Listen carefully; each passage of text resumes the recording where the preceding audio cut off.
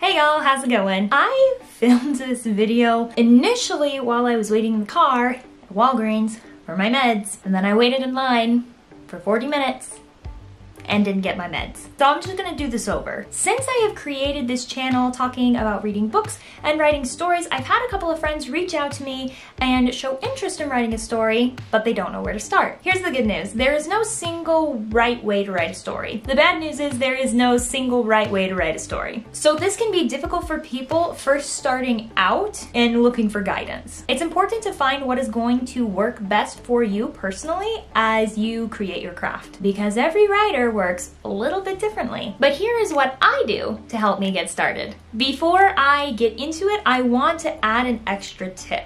Don't write about what you think other people will like. Write about things that you like. That way you're going to have passion with your project and it's not going to be a total drag writing it. Now I am going to give you 3 things that I usually do when I am starting a new story. Every story is a little bit different and you by no means have to do one of these 3 things to get started. This is just what has personally helped me simplify that process. Starting with number 1, create a character. If you have been following my channel, you know that I love character development so much. It is one of the most fun parts of writing for me. This is the most simple form of creating a new story that I have in this outline, because you don't need to know the plot yet. In fact, you don't need to know anything except for who is the main character. And at that point, you don't even need to know what kind of person they're gonna become. All you have to think of is, who are they at the beginning of the story? What's their name? What do they look like? What are some character traits that they have? Have a little bit of fun with it. It's kind of like being in a video game and choosing an avatar, except it's happening in your head,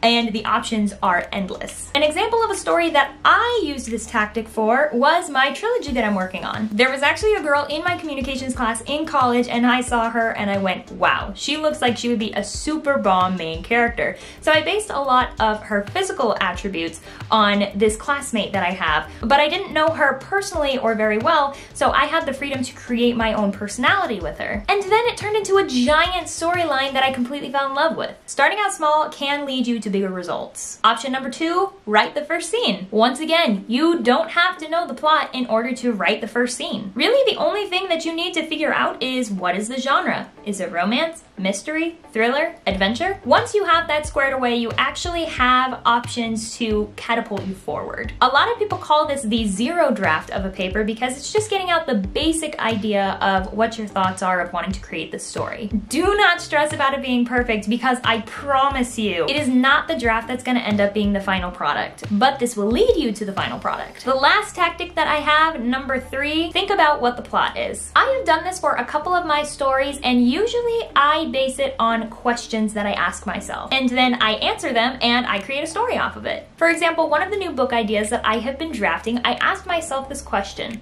what if there was somebody who didn't sleep? They suffered no repercussions from it, but they physically could not sleep. Would it be amazing to have all this time on your hand and have endless energy and get things done? Or would it be frustrating because you wouldn't get a rest like everybody else in the world does? And could it potentially be dangerous? Just answer all those questions in your head and boom, you will start figuring out the plot. It doesn't have to be a completely overdeveloped plot unless you really like over-planning things. You can totally do that if you want to, just like J.K. Rowling. She basically plans out everything verbatim in detail before she even wrote anything, but don't feel pressured to do it if that's not the way that you work. Because inevitably, even if you have an outline or if you want to bounce from scene to scene, you will make connections with your plot along the way. There are my short and sweet 3 tips of how to figure out how to start a story. If this video helped you, make sure to hit that like button and subscribe to my channel. Sayonara, you guys, and I will see you next week.